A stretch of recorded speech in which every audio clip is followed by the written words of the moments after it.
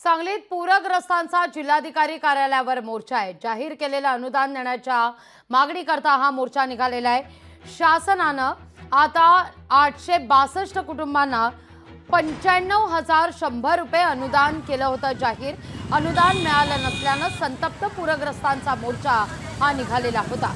अनुदान जमा न केल्यास तीव्र आंदोलन छेडण्याचा इशारा सुद्धा देण्यात येतो।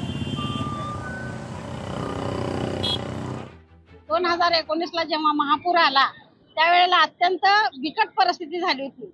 अशी परिस्थिती झाली होती की आमच्या घरावरून पाणी गेलं तरी आम्हाला कुणी मदतीचा हात दिला नाही, काय नाही।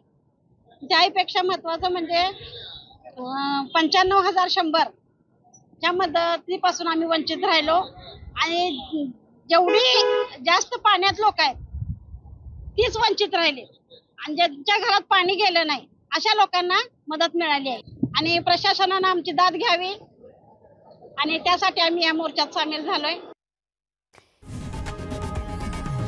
लोकशाही मराठी ऐका, पहा, जागरूक रहा।